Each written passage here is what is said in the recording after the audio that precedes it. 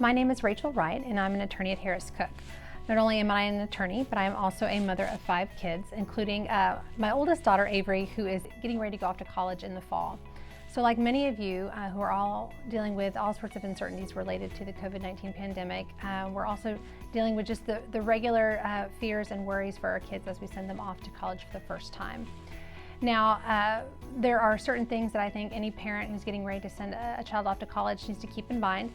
In addition to the packing lists and the looking for sheets and comforters and mini refrigerators, we also need to keep in mind that these are now legal adults, and that the legal protections that were in place when they were minor children are not necessarily in place now that they are adults. So one of the things that we would recommend that anybody who has now an 18 or older child that they're sending off to college consider getting is a medical power of attorney.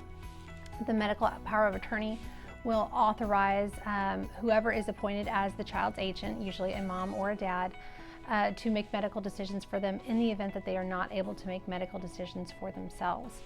A lot of parents are surprised to realize that if their child goes off to college and becomes sick and can no longer make medical decisions for themselves, that they do not automatically get to make those decisions simply because they are their parents. So it's really important that if you do have now an 18 years or older child, that you do have that in place for them.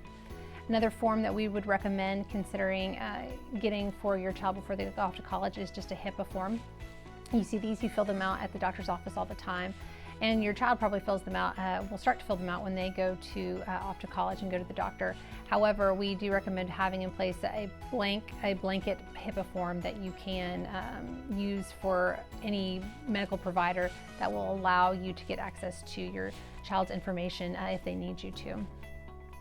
Anytime that you are putting together estate planning documents for your kids, like the medical power of attorney, like the HIPAA that we talked about, it's always a good time to look at your own estate plans.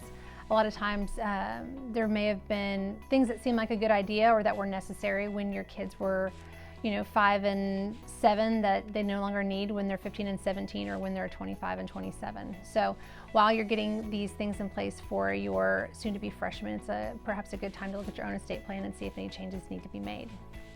Now, the final document that we would probably consider recommending, depending on your circumstances, is a statutory durable power of attorney.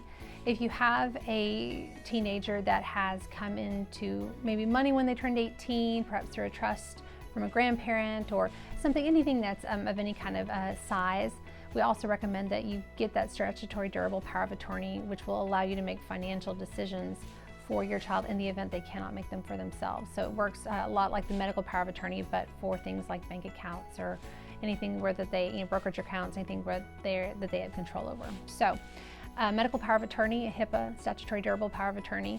So add those to your to-do list for getting your kid off to college.